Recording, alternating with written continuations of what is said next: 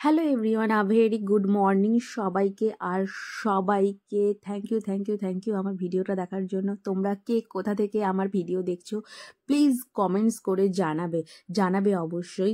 আর কোথা থেকে দেখছো সেটা জানাবে। আজকে হচ্ছে টুইসডে আর আজকে আমি লেগ ডে লাগাচ্ছি। তো লেগ ডে ভীষণই ভালো লাগে মেয়েদের, স্পেশালি, এটা সবাই জানো। তো প্রথমে আমি 5 কিলো থেকে চালু করেছিলাম, 5 কিলো, 10 কিলো, 15 কিলো, আর লাস্টে 4 থেকে 5টা র্যাপ 20 কিলোতে লাগিয়েছিলাম। তো দেখতে পাচ্ছ যে প্রথম লাগাচ্ছি, কিন্তু একদম নিচে পর্যন্ত বসা খুব দরকার। 5 কিলো হয়ে যাওয়ার পর এটা দেখো দেখাচ্ছি 15 কিলোতে। তো পিছনে অবশ্যই যখন একটু ওয়েট বেশি থাকবে তখন পিছনে একজনকে সাপোর্টের জন্য সবসময় রাখবে। আমার এখানে যেরকম দেখতে পাচ্ছ আমার পার্টনার যে আছে সে আছে।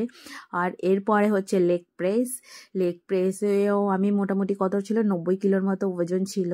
90 কিলোতে লাগাচ্ছিলাম। এই মেশিনটা আমাদের জিমে নতুন এসেছে আর এটা মোটামুটি ভালোই লাগছে লাগাতে। তারপরে হচ্ছে লেগ এক্সটেনশন লাগিয়ে আমার অবস্থা হয়ে গেছে একদম খারাপ। বিশ্বাস করো আমার পাগুলো উপরে ঝনঝন করছে। কারণ আমার যে পার্টনার আছে সে যখন আমি পাটা উপরে উঠিয়েছিলাম ওখানে হোল্ড করে রেখে দিয়েছিল। তো আমার অবস্থা গেছে একদম খারাপ হয়ে।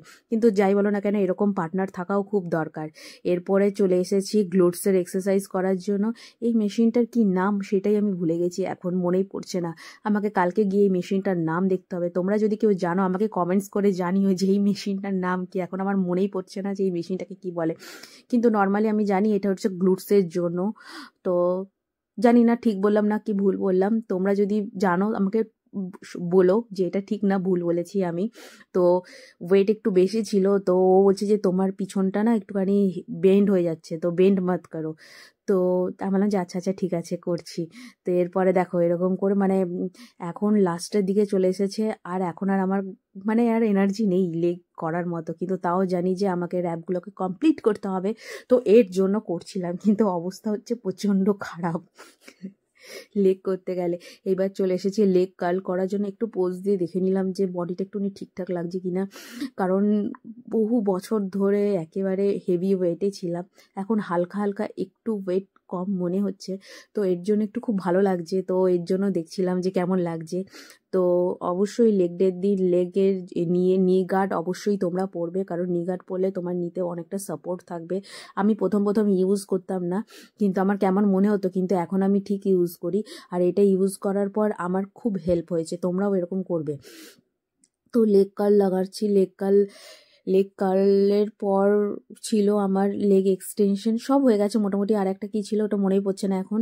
এবার দেখতেই পারবে তুমি। এটা প্রথমে স্লোলি যেতে হবে, ধীরে ধীরে উপরে উঠতে হবে। এটাতে একটু টাইম লাগে কিন্তু ভালো এক্সারসাইজ। এইবার দেখো একটুখানি পোজিং করছিলাম যে দেখো কেমন লাগছে। আমার যে ফ্রেন্ড আছে সে বলছে চল আবার স্কোয়াট লাগিয়ে, স্কোয়াট লাগিয়ে আমার পুরো বাটিয়ে দেবে একদম। বলতে পারবো না যে এত বেশি হচ্ছে। তো আমি বললাম যে ঠিক আছে দাঁড়াও করছি, আগে একটুখানি দেখে একটু ভিডিও বানিয়ে নিই। তো আমার পিছনে যে পার্টনার আছে ও বলছে যে তুই কন্টিনিউয়াস ভিডিও বানাতে থাক। এরপরে ছিল এটা অ্যাবসের ওয়ার্কআউট।